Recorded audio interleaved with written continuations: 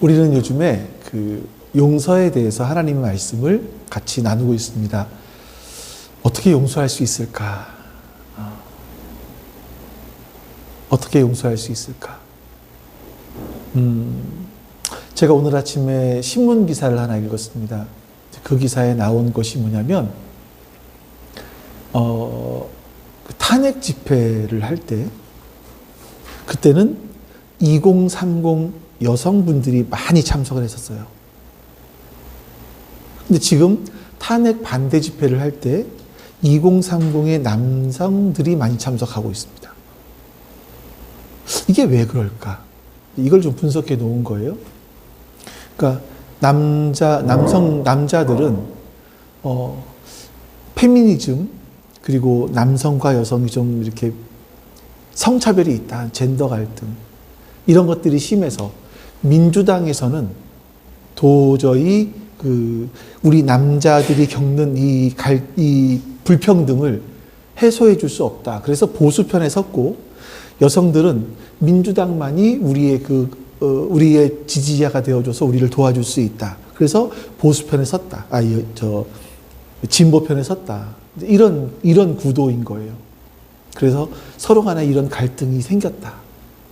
이제 이거를 가장 문제가 뭐냐면 부추기는 사람들이 있죠. 이번에 보수 유튜버들이 요 짧은 기간 동안 작년 12월 3일부터 시작을 해서 벌어들인 돈이 한 10명의 유튜버들이 벌어들인 돈이 약 1억 5천 정도가 된다고 합니다. 그러니까 후원금 막 쏘는 거죠, 이렇게. 보수 유튜버들이에요. 진보는 그런 게 없었는데.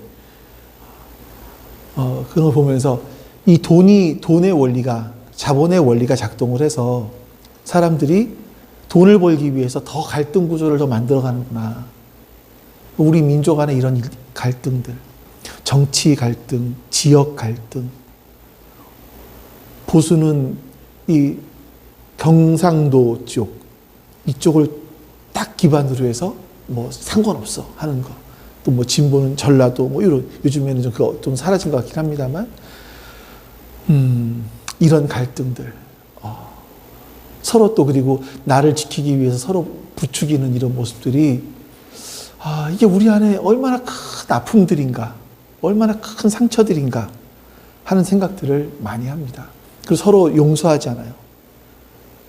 우리나라 민족성이 좀 그런 것 같기도 한데, 나와 생각이 다르고 나와 이념이 다른 사람들은 나의 적이에요. 저 사람은 때려잡아야 될 사람이라고 생각을 해요. 그러니까 서로 이게 보수와 진보와는 서로 견제하면서 발전해 나가야 되는 게 사실은 맞는데, 보수는 이 나라의 좋은 것들을 지켜나가야 되고, 진보는 새로운 것들을 계속 창출해내면서 서로 이게 상승하자는 거잖아요, 원래가. 근데 그게 아니라 서로 뭐 끝간데 없이 서로 죽이려고 하는 이런 모습들을 보면서, 이거 언제 이런 갈등들이 우리 안에 사라질 수 있을까 하는 생각들이 참 많이 듭니다. 자, 그래서 우리는 용서에 대해서 배워야 합니다. 하나님의 용서. 오늘 같이 여러분들과 나눌 말씀은요, 마태복음 18장 23절에서 35절까지 말씀입니다. 우리 이 말씀 같이 읽어보고 오늘 말씀 같이 보도록 하겠습니다. 그러므로 하늘나라는 마치 자기 종들과 셈을 가리려고 하는 어떤 왕과 같다. 왕이 셈을 가리기 시작하니 10,000달란트 빚진 종 하나가 왕 앞에 끌려왔다.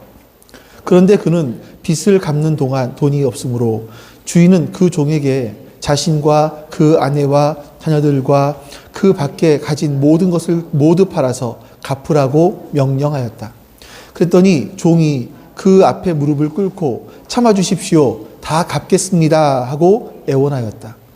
주인은 그 종을 가엾게 여겨서 그를 놓아주고 빚을 없애주었다. 그러나 그 종은 나가서 자기에게 100데나리온 빚진 동료 하나를 만나자 붙들어서 멱살을 잡고 말하기를 내게 빚진 것을 갚아라 하였다. 그 동료는 엎드려 간청하였다. 참아주게, 내가 갚겠네. 그러나 그는 돌려주려 하지 않고 가서 동료를 감옥에 집어넣고 빚진 돈을 갚을 때까지 갇혀 있게 하였다. 다른 종들이 이 광경을 보고 매우 딱하게 여겨서 가서 주인에게 그 일을 다 일렀다. 그러자 주인이 그 종을 불러다 놓고 말하였다. 이 악한 종아, 내가 애원하기에 너에게 그 빚을 다 없애주었다. 내가 너를 불쌍히 여긴 것처럼 너도 내 동료를 불쌍히 여겼어야 할 것 아니야. 주인이 노하여 그를 형무소 관리에게 넘겨주고 빚진 것을 다 갚을 때까지 가두어 두게 하였다. 너희가 각각 진심으로 자기 형제 자매를 용서해 주지 않으면 나의 하늘 아버지께서도 너희에게 그와 같이 하실 것이다. 아멘. 자, 우리가 용서에 대해서 말씀을 나누고 있지만 용서는 사실 어렵습니다.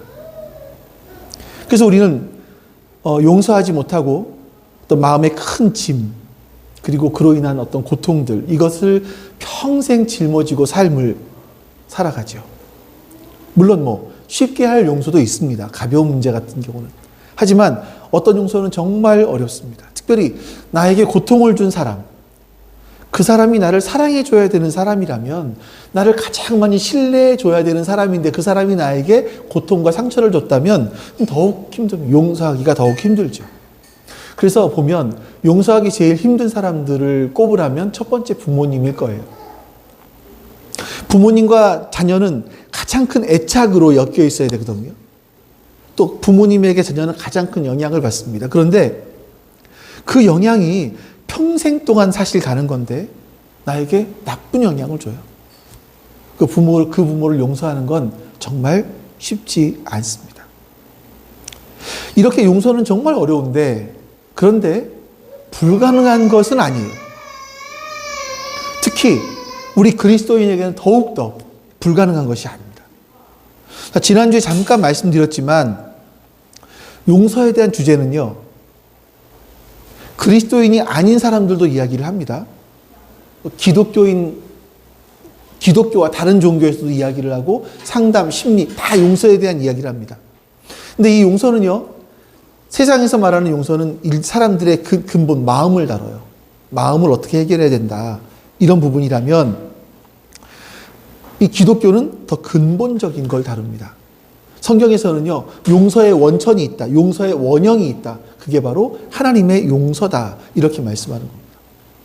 하나님이 인간을 용서하셨기 때문에 인간도 그 용서를 닮아가고 배워갈 수 있다, 이거예요. 그래서 그 용서는 차원이 다르고 그 용서할 수 있는 힘도 다르다. 이게 성경에서 하고 있는 말씀입니다. 그래서 오늘은 어떻게 용서할까? 다음 주에는 어떻게 용서받을까? 이런 부분들 또 같이 한번 나눠볼 건데요. 여러분들이 용서에 대한 여러 가지 심리적 기법들이 있어요. 근데 이거는 여러분들이 이제 제가 말씀드리는 것보다 유튜브 보시는 게, 책을 읽으시는 게 훨씬 낫습니다. 제가 추천해 드리는 게 한 가지가 있다면 김조한 교수의 내면 소통이라는 책이 있어요. 근데 거기 유튜브가 있어요. 채널이. 거기서 보면 용서 부분을 보시면 이분이 기독교인이기도 하지만 주기도문, 반야심경 막 이런 것까지 얘기하면서 용서에 대해서 얘기를 해요. 근데 그 용서는 역시 거기도 보면 큰 틀에서 보면 용서는 왜 해야 되느냐? 용서를 안 하면 내가 손해라 이거예요. 내 마음이 용서로 인해서 받는 스트레스 이런 것들, 내 마음이 힘들다. 그러니 우리는 용서를 해야 된다. 이렇게 얘기합니다. 저는요, 이런 것과는 이제 비교할 수 없는 성경에서 말씀하고 있는 용서를 여러분과 함께 나누려고 해요. 물론 여기에는 이제 심리적인 부분도 포함되어 있습니다만, 그러니까 왜냐하면 사람들이 심리를 다루는 부분들이 사실 성경에서 많이 나와요.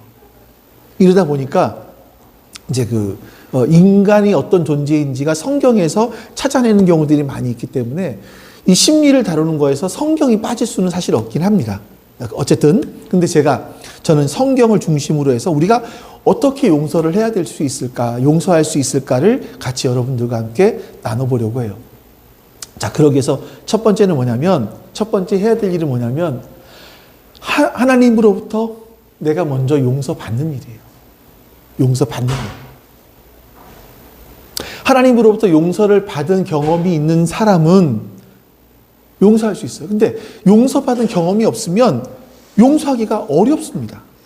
너무나 중요한 일이에요. 이게 이런 거죠. 똑같은 원리가 뭐냐면 용서도 사랑의 한 부분이기 때문에 우리가 이런 말 하잖아요.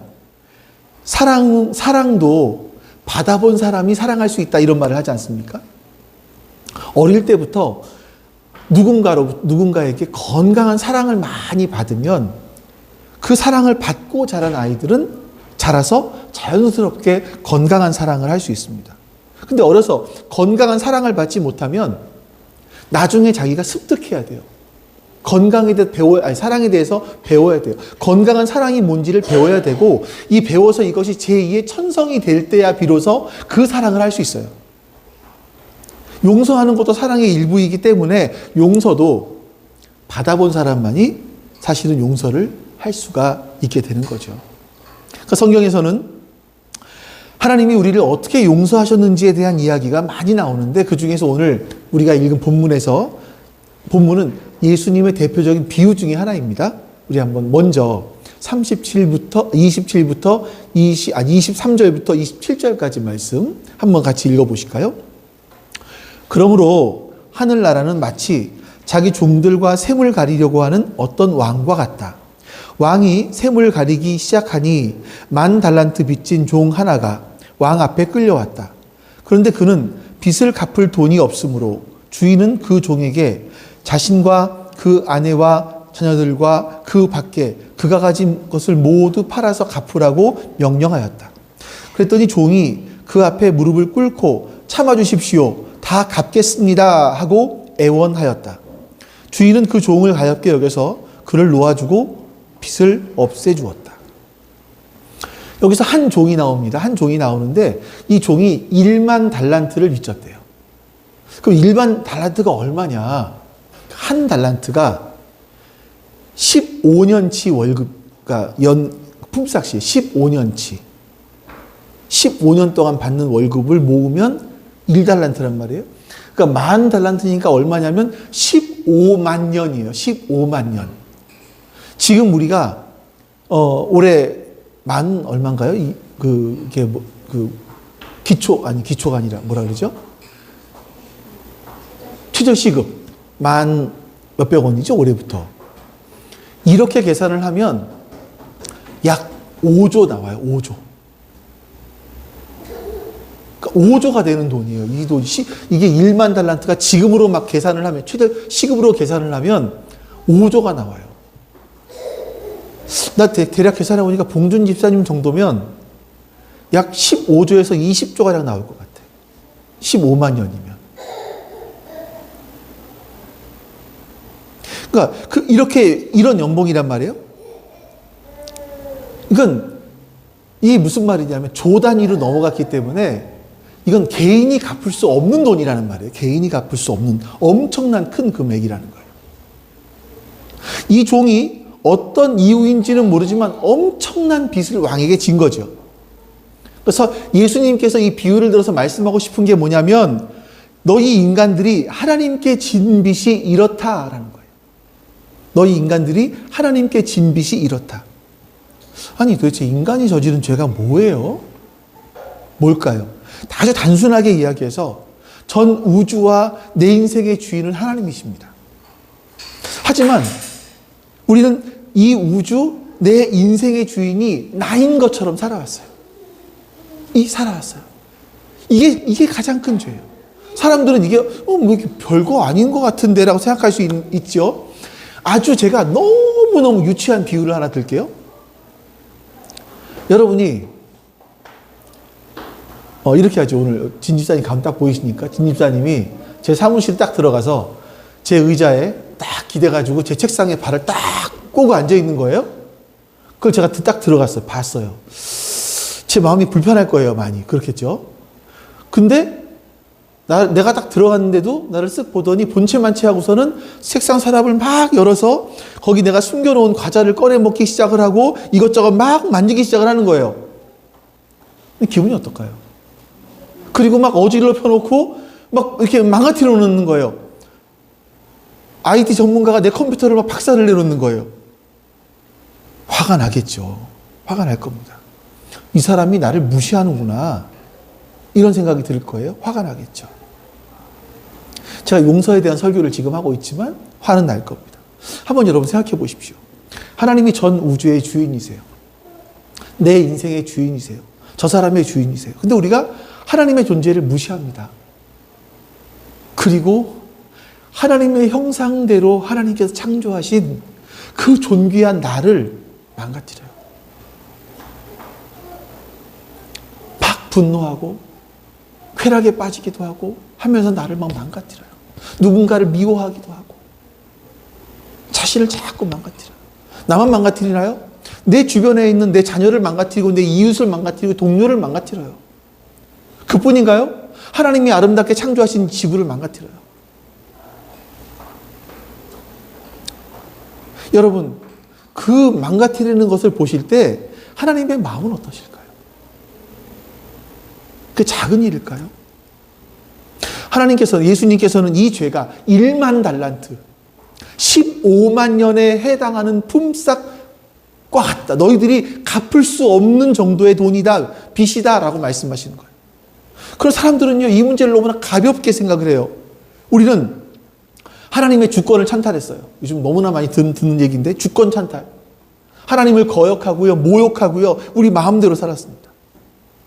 근데 희한하게 27절에 보면 이 왕은요, 종을 보면서 가엾게 여겼대요. 빚을 탕감해 줬대요. 1만 달란트. 15만 년의 품삯. 이거를 없는 걸로 해줬대요. 그럼 여러분, 우리는 그 15만 년에 대한 품삯을 탕감받았으면 너무 감사한 일인데, 주인의 입장에서 본다면 이게 얼마나 큰 손해입니까? 왕이 아무리 부자라고 해도 이건 정말 큰 손해를 본 거죠. 근데 여기서 주목해야 될 게 하나 있습니다. 26절에 보시면 종이 뭐라고 말하냐면, 앞에 뭐라고 말하냐면, 여기 세 번째 줄에 참아주십시오. 다 갚겠습니다. 이렇게 얘기를 해요. 이 사람은요, 이 종은요, 15만 년에 해당하는 품삯을 자기가 갚을 수 있다고 생각을 했어요. 우리들의 모습이에요. 하나님께 지은 죄가 뭐 그렇게 커요? 하나님 무시한 게 그렇게 큰 죄예요? 별거 아닌 것 같은데? 이런 생각을 하는 거죠. 많은 사람들이 여러분, 다른 사람을 용서하지 못하는 이유가 여기에 있는 겁니다. 그건요, 내가 하나님께 지은 죄가 별거 아니라고 생각을 해요. 나는 하나님께 특별히 용서받아야 될 그런 큰 죄를 지은 적이 없다고 생각해요. 내가 사람을 죽였어? 뭘 훔쳤어? 이런 생각을 한단 말이에요. 그렇기 때문에 용서받아야 될 이유를 모르고 용서받은 적이 없기 때문에 다른 사람을 용서하지 못해요. 그게 우리 모습이에요. 1만 달란트요. 15만 년의 연봉이요. 갚을 수 없습니다. 하나님께서 아무리 참아줘도 갚을 수 없습니다. 그런데 왜 이 왕은 그 종을 가엾게 생각을 했을까요? 이유는 딱 하나예요. 여기 다른 이유는 볼 수 없는데 딱 이 하나예요. 그 종이 빚을 갚을 수 없는 존재라는 것을 알고 있었기 때문에, 그 종은 스스로 빚을 갚을 능력이 없다라는 것을 알고 있었기 때문에, 자기 자식, 아내, 집 모두 팔아도 갚을 수 없어요. 스스로 이 문제를 해결할 수 없는 걸 보시고 그냥 왕은 불쌍하게 본 거죠. 가엾게 본 거죠. 이거예요. 하나님이 우리에게 하신 게 그겁니다. 여러분 생각해 보십시오. 인간이 하나님께 저지른, 하나님을 무시한 죄, 하나님뿐만이 아니라 나 자신을 망가뜨리고 내 주변의 이웃들을 망가뜨리고 내 가족을 망가뜨리고 그리고 이 지구를 망가뜨리고, 이걸 우리가 배상할 수 있을까요? 갚아서 원상복귀 시킬 수 있습니까? 내가 자녀에게 준 상처들을 갚아서 그 문제를 해결해 줄 수 있습니까? 없지요. 불가능합니다. 불가능하죠. 그래서 지난주에 말씀드린 것처럼 우리는 그 죄로 인해서 하나님의 진노가 우리 위에 있는 겁니다. 우리는 하나님의 공의로운 심판대 앞에 가야 되는 겁니다. 그러나 여러분, 그런 사람들을 보시면서 하나님께서 야, 네가 나를 그렇게 무시했지? 어떤 결과가 오는지 한번 지켜보자. 너 당해봐라. 이런 분이 아니셨어요. 성경은 하나님께서 우리를 가엾게 여기셨다라고 말씀합니다. 스스로 이 문제를 해결할 수 없는 그런 우리를, 해결할 능력이 없는 우리를 가엾게, 불쌍히 여기셨다라고 말씀합니다. 우리 입장에서는요, 하나님께서 나를 가엾게 여겨주신 그 은혜가 정말 감사한 거지만, 하나님의 입장에서는요, 15만 년에 해당하는 엄청난 손해를 보신 거예요. 15만 년의 연봉에 해당하는 엄청난 손해. 하나님은 우리를 용서하기 위해서요, 자기 아들을 죽이는 엄청난 손해를 보셨어요. 엄청난 손해. 이걸 감수하신 거예요. 근데 성경은요, 하나님의 고뇌, 하나님의 고통, 여기에 대해서는 말씀하지 않습니다. 그냥 단지 그를 놓아주고 빚을 없애버렸다라고 말씀하시는 거예요. 우리는 하나님께서 우리를 불쌍히 여기셔서 그 엄청난 빚을 탕감해 주시기 위해서 엄청난 희생을 감내하셨다는 것을 기억해야 됩니다. 이 지난주에 말씀드린 것처럼 이 하나님의 용서는요, 부당한 용서예요. 우리 죄를 탕감하시고 우리를 용서하시기 위해서 자신의 아들을 희생하는 것은 세상에서 가장 부당한 용서입니다. 있을 수 없는 용서예요. 하나님은 너무나 큰 손해를 보셨어요. 근데 하나님은 우리를 가엾게 보셨기 때문에 우리를 위해서 기꺼이 손해보기로 작정하신 겁니다. 결심하신 겁니다. 우리가 가엾어서 저 인간들이 스스로 이 자력으로 이 문제를 해결할 수 없기 때문에. 여러분, 과연 우리가 우리의 생이 끝날 때까지 이 하나님의 마음을 한 조각이라도 이해할 수 있을까요? 전 못할 것 같아요. 이게 여러분 하나님의 용서입니다. 제가 하나님의 용서를 좀 표현해 보고 싶은데 제 언어에도 한계가 있어요. 제 알에도 한계가 있어서 이것밖에 설명을 못 드리겠어요. 그렇기 때문에 여러분, 우리가 누군가를 용서하기 위해서는 먼저 그 전에 내가 용서받은 경험이 있어야만 합니다. 나를 용서하기 위해서 하나님이 그렇게 큰 손해를 보셨구나라는 것을 알아야 돼요. 하나님이 그렇게 큰 손해를 보시면서 나를 용서하셨구나, 이 용서받은 깨달음이 우리 가운데 있어야 되는 거예요. 이 깨달음이 있게 되면 그 다음에 하나님의 용서를 배우는 겁니다. 그 다음에 이제 우리 에베소서 4장 32절 말씀 보겠습니다. 에베소서 4장 32절 말씀이요. 같이 읽어볼까요? 서로 친절히 대하며 불쌍히 여기며 하나님께서 그리스도 안에서 여러분을 용서하신 것과 같이 서로 용서하십시오. 하나님께서 그리스도 안에서 우리를 용서하신 것처럼 우리도 서로 용서해라, 이렇게 말씀하십니다. 우리는 하나님의 용서가 어떤 용서인지를, 하나님께서 그리스도 안에서 우리를 용서하신 것이 어떤 용서인지를 알아야 돼요. 내가 누군가를 용서하기 위해서 더 깊이 알아야 되는 거죠. 그래서 그 용서, 하나님께서 우리를 그리스도 안에서 용서하신 것을 바탕으로 해서 우리는 누군가를 용서할 수 있는 거죠. 자, 이게 이제 볼게요. 하나님께서 우리를 용서하신 하나님의 용서에 3가지 중요한 요소가 있어요. 정확하게 4가지인데 첫 번째 3가지. 하나님은 우리를 용서하시기 전에 먼저 고통받으셨고요, 분노하셨습니다. 의분이에요. 하나님은 정의가 파괴된 것에 대해서, 제자리에 있어야 될 것이 이탈한 것에 대해서, 사람들이 고통받고 어려움을 겪고 피조물들이 망가지고 있는 이 모습을 보시면, 이 상황을 보시면서, 그리고 하나님의 하나님 되심을 무시하고 있는 우리 인간들을 보시면서 분노하시고 아파하세요. 그냥 15만 년에 해당하는 품삯을 갚지 않는 것을 보면서 왕이, 아유, 꽤 많은데, 아유, 그냥 놔둬, 또 벌면 되지, 그냥 없던 일로 해, 이렇게 하지 않으셨다라는 거예요. 25절에 보면요. 15만 년에 해당하는 10,000달란트 빚진 사람이 있다라는 보고를 받고 그 종을 불러서 자기를 팔고 자기의 아내를 팔고 자녀를 팔고 집을 팔고 그 밖에 모든 걸 팔아서 갚아라 명령하셨어요. 그러니까 이 말씀을 보면 그 속에는 뭐가 들어있냐면 하나님은 이것이 옳지 않다라는 것을 분명하게 말씀하시는 거예요. 이 빚을 갚지 않는 것은 옳은 일이 아니다고 분명히 말씀하시는 거죠. 하나님은 의분하시는 거예요. 분노하시는 거예요. 잘못됐다고 말씀하시는 거예요. 그래서 여러분, 하나님께서는요, 먼저 이 용서하시기 전에 분노하셨고요, 고통받으셨어요. 두 번째로, 그 다음 단계가 뭐냐, 하나님은 근데 인간을 이해하신 거예요. 야, 쟤네들은 스스로 이 빚을 갚을 능력이 없구나. 인간 존재를 이해하셨어요. 세 번째가 뭐냐면, 그리고 하나님은 우리를 용서하기로 결단하신 겁니다.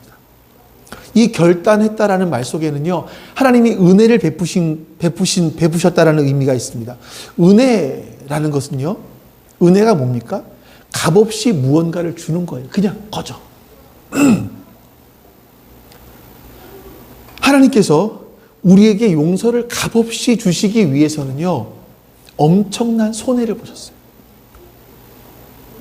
우리는 값없이 은혜를 받았습니다라고 기뻐하지만 하나님 편에서 보면 자기 아들을 이 땅에 보내시고 죽여야 되는 엄청난 손해를 보신 거예요.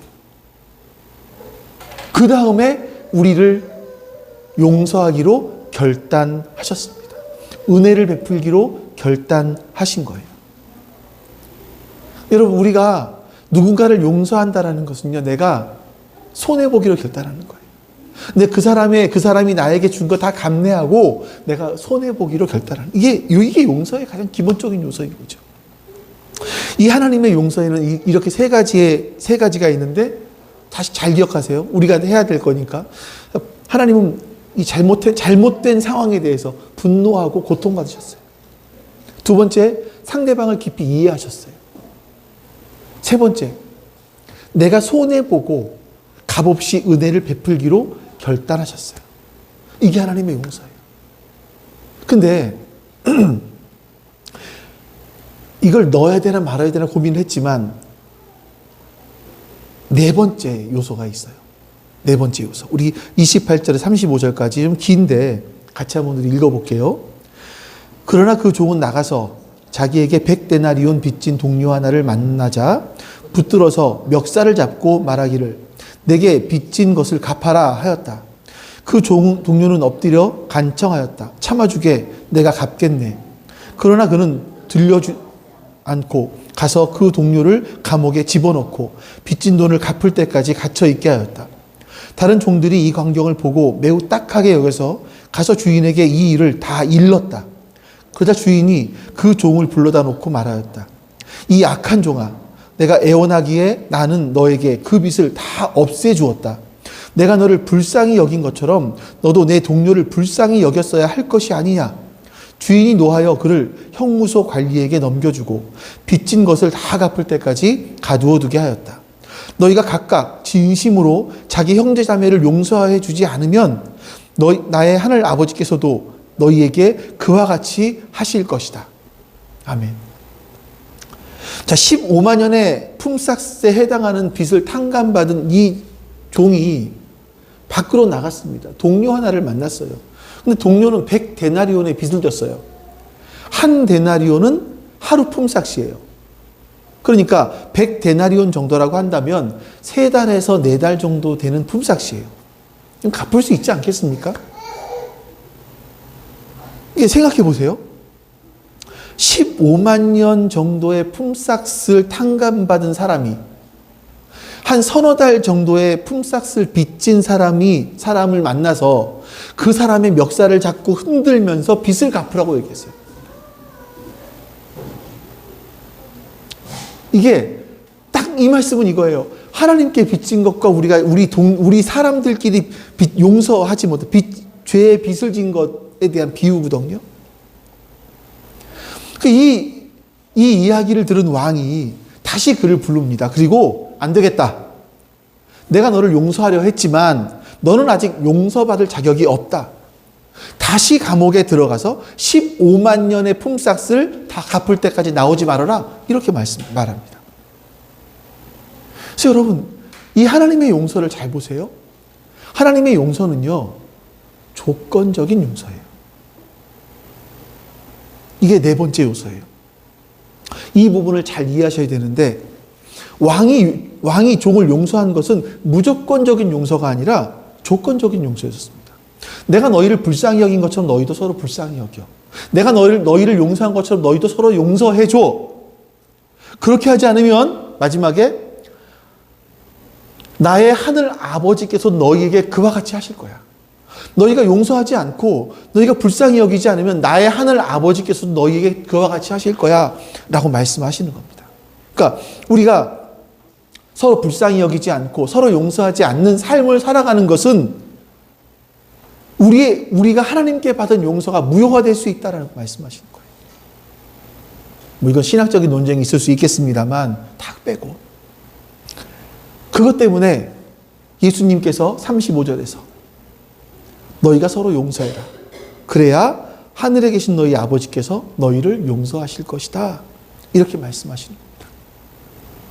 많은 사람들이 용서를 단순하게 법정 용어로만 생각을 해요. 원래 원문이 그렇기 때문에, 원어가 그렇기 때문에. 단순하게 채무 관계를 없애고 처벌을 면해주는 것, 용서해서 처벌을 면해주는 것이라고 생각합니다. 근데 하나님의 관심은 그게 아니에요. 채무 관계 면해서 너희가 하나님 나라 갔어. 이게 끝나는 게 아니에요. 우리가 하나님께 용서받고 우리는 하나님 나라 갑니다. 그 용서가 있기 때문에 하나님 나라 갈 수 있게 됐어요. 근데 하나님의 관심은 우리가 그냥 용서받고 땡 하나님 나라 가 이게 아니에요. 하나님의 관심은요, 우리가 내가 거룩하니 너희도 거룩하라고 말씀하시는 거예요. 내가 너희를 용서한 것처럼 너희도 서로 용서해라. 사실 이 용서라는 건 신적인 능력이에요. 하나님의 능력이란 말이에요. 하나님이 하실 수 있는 거란 말이에요. 근데 그리스도인들은요, 이 하나님을 닮은 사람들이기 때문에 이 신적인 능력을 동원해서 서로 용서할 수 있다는 거예요. 서로 용서할 수 있다. 서로 용서하지 않으니까 안 되겠다. 다시 감옥에 들어가자라고 말하는 거죠. 여러분, 그러니까 여기서 한편으로 이것도 보셔야 돼요. 하나님께서 우리 그리스도인들을 얼마나 대단한 존재로 보시는지 보세요. 이 용서는 감히 하나님만이 하실 수 있는 건데 우리 그리스도인들에게 너희도 그거 할 수 있어. 해야 돼. 라고 말씀하시는 거예요. 하나님은 우리를 얼마나 대단한 존재로 보고 계세요. 이제 여러분, 지금까지 본 하나님의 용서의 방법들, 이것들을 토대로 해서 우리가 어떻게 용서할 수 있는지를 보겠습니다. 먼저 여러분, 이건 심리학적인 측면이 많이 포함되어 있는데 우리가 고통과 분노에 직면해 봐야 됩니다. 많은 사람들이요, 제대로 용서하지 못하는 이유가 고통, 분노에 직면하지 못해요. 그 문제로 인해서 고통당해 보지 않고 분노해 보지 않아요. 그러니까 외면해요. 아, 별거 아니야. 다 그럴 수 있지 뭐 하면서 그냥 넘겨버려요. 속으로는 안 그렇대. 속은 계속 생각이 나거든요. 그것만 생각하면 속이 뒤집어지거든요. 근데 이 분노의 감정, 슬픔의 감정들을 표현하지 못해요. 여러분, 우리는 먼저 분노할 줄 알아야 되고요. 슬퍼할 줄 알아야 됩니다. 잘못된 것에 대해서 조금 더 정확하게 표현하면 비폭력적인 분노를 할 줄 알아야 돼요. 분노하지 않으면 진정한 용서, 회복도 할 수 없습니다. 이 말이 이상하게 들릴지 모르겠지만 용서하시려면 건강한 분노 하실 수 있어야 됩니다. 왜냐하면 내가 그 사람 때문에 손해보게 된 것, 잃어버리게 된 것에 대해서 내가 스스로 애도하는 시간을 가져야 돼요. 심리학적인 인간의 이게 구조예요. 심리 구조예요. 이런 생각이 들 수 있겠죠. 내가 아직 그 사람을 용서할 마음의 준비가 되지 않았는데 그 사람이 나를 찾아와서 용서해줘, 용서해주세요. 이렇게 얘기를 해요. 목사님이잖아요. 용서해주세요. 이렇게 얘기를 해요. 어떻게 해야 될까요? 나 준비가 안 됐어. 내 마음은 아직 너무나 고통스럽고 너무나 슬퍼요. 근데 날 찾아오더니 용서해줘요. 이렇게 얘기하는 거예요. 어떻게 해야 되죠, 그럴 때? 용서하지 않으면, 목사가 용서하지 않으면 또 막 죄책감이 들잖아요, 한편에서. 야, 내가 목사인데 그래도 어떻게 용서하라고 설교하는 사람이 어떻게 용서 안 한다 그래? 이럴 수 있잖아요. 근데 여러분, 그렇지 않습니다. 아직 나 너 용서하지 못했어. 시간이 필요해. 내 마음이, 내 감정이 좀 수그러들 때까지 시간이 필요해. 당장은 용서하지 못해. 좀 기다려. 라고 솔직하게 말할 수 있어야 됩니다. 우리가 고통하고 분노하는 이 과정들이 필요해요. 건강하게 애도하는 과정. 첫 번째 단계예요. 근데 문제는 이게 일반적인 모습이에요. 이것을 계속 가지고 있어. 계속 내 안에 분노가 머물러 있어요. 그 사람만 생각하면 계속 속이 뒤집어져. 분노가 쌓여 있어요. 이러면 나를 해쳐요, 나를. 일반 심리학에서 여기까지 얘기하는 거죠. 이제 두 번째로 넘어가야 돼요. 두 번째로. 그 사람을 이해하셔야 돼요. 하나님께서 나를 이해하셔서 나를 가엾게 여기신 것처럼 나도 그 사람을 이해하도록 노력하는 거예요. 시도해 보는 거예요. 내가 그 사람을 이해했다 그래서 그 사람의 잘못이 정당화되는 거 아니에요. 잘못이 없어지는 거 아니에요. 잘못한 건 잘못한 겁니다. 근데 그 사람도 그렇게 할 수밖에 없었을 상황이 있었겠구나 라는 것을 생각하고 우리도 가엾게 여겨주는 거죠. 아, 그 사람도 일종의 희생자일 수 있겠구나. 아직 미성숙해서 자기중심적인 삶을 살아 저렇구나. 그럴 수밖에 없겠구나라는 것을 인정해 주는 거예요. 또 더 깊이 본다면 그 사람이 나에게 잘못한 것 때문에 사실은 그 사람이 더 큰 상처를 받았겠구나라는 걸 생각해 보는 거죠. 자, 예를 들어 볼게요. 매를 집에서 항상 맞는 어머니가 있었어요. 매를 맞는 그러니까 폭력 가정에서 자라난 아이들은요, 내면에 큰 분노가 자리 잡게 됩니다. 그래서 나는 이런 생각을 해요. 나는 절대로 저렇게 하지 말아야지. 다짐하고 결심하면서 자라요.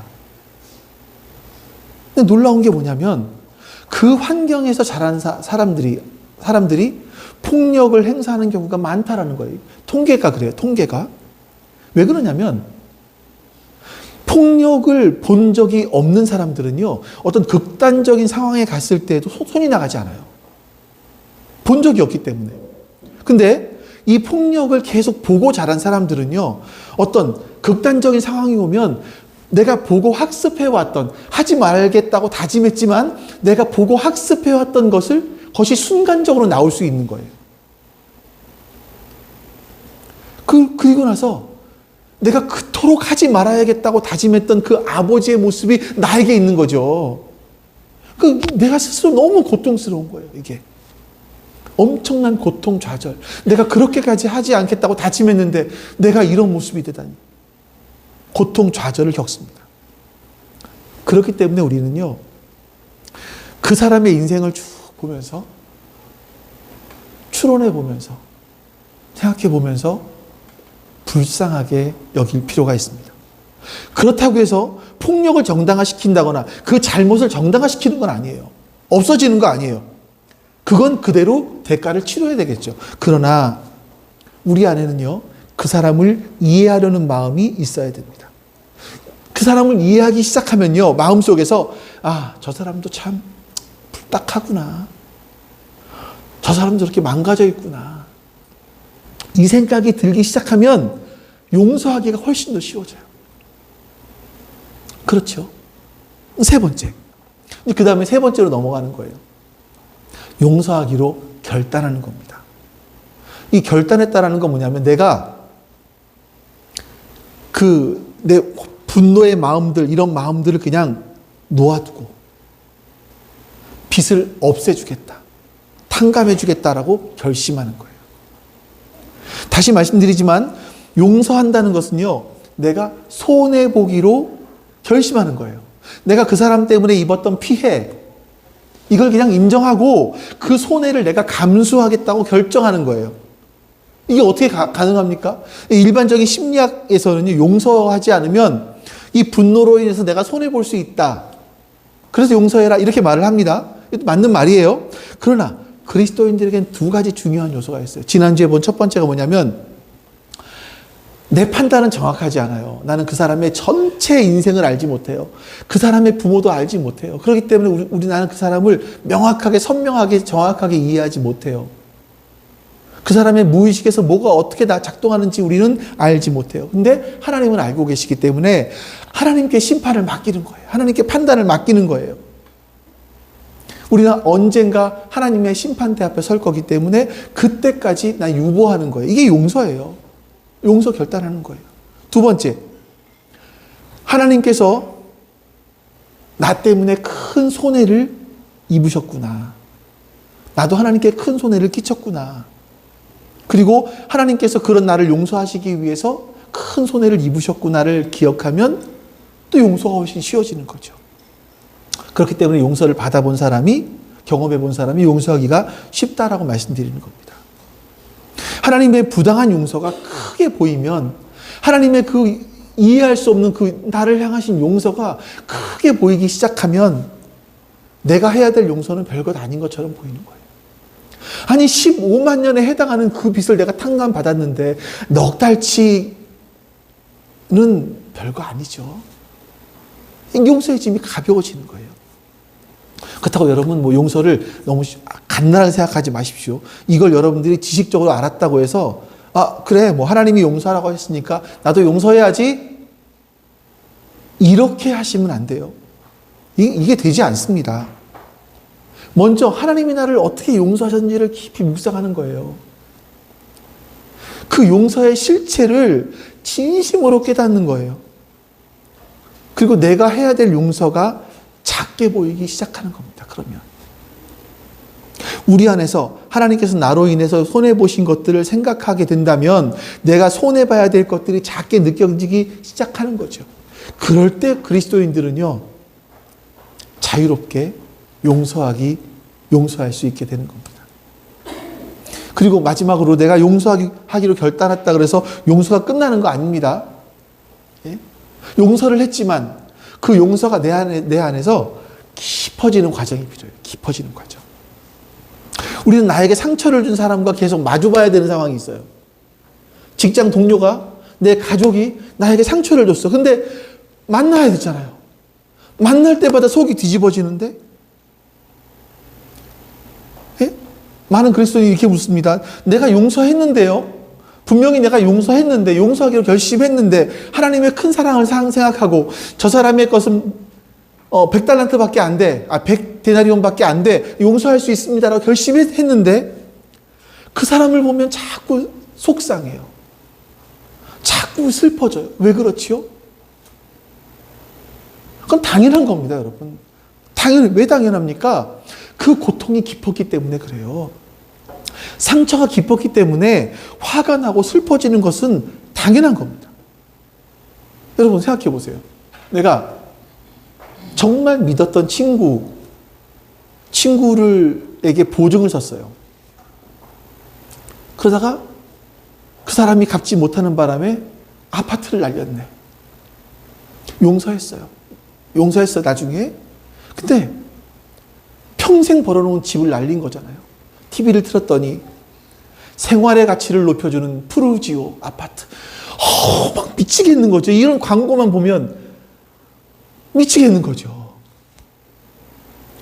용서했는데 그 사람이 아무 일 없다는 듯이 잘 지내는 모습을 보면 속이 뒤집어집니다.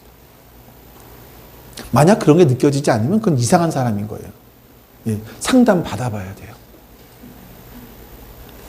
근데 이러면 어떻게 해야 됩니까? 내가 용서하기로 결단한 것과는 상관없이 내 속에 그 상처로 인해서 화가 나는 건 당연하다라는 생각을 하셔야 돼요. 그리고 그럴 때마다 내가 그 사람을 용서했지 라는 것 한 가지. 이 용서는 하나님을 닮아가는 과정이라는 것 또 한 가지. 이 두 가지를 기억하시는 거예요. 내가 그 사람을 용서하기로 결심했어. 그리고 내가 용서하려고 하는 것은 그냥 이게 인간이 할 수 있는 것이 아니라 하나님께서 하나님의 능력인 거야.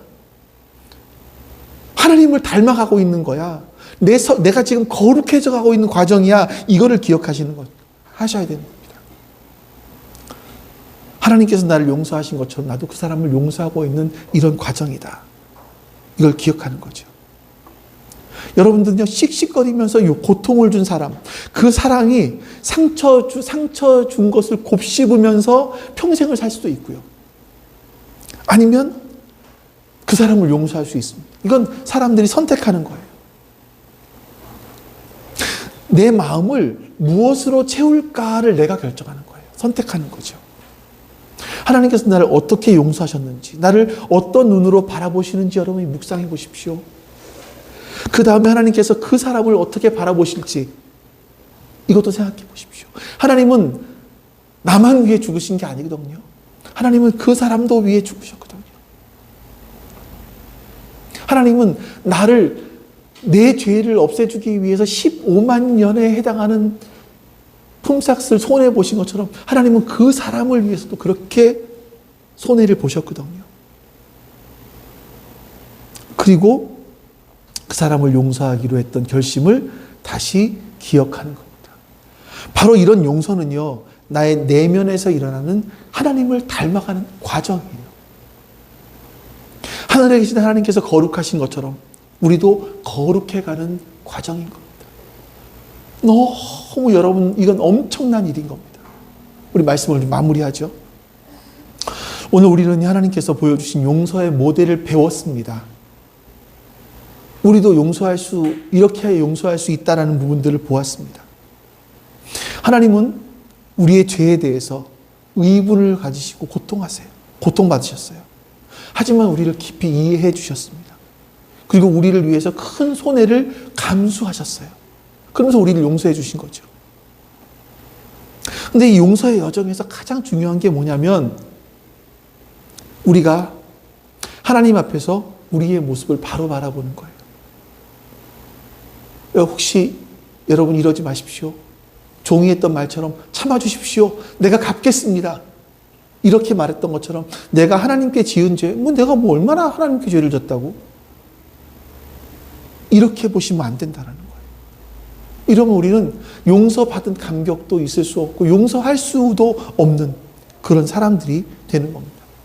내 죄가 얼마나 심각한 건지, 내가 자기 중심성, 이 죄, 이 원죄가 나 중심으로 살아가고 모든 세상을 나 중심으로 보려고 하고 이 죄가 얼마나 큰 죄인지, 심각한 건지, 이 상황이 얼마나 절망스러운 상황인지 이것을 깨닫지 못해요.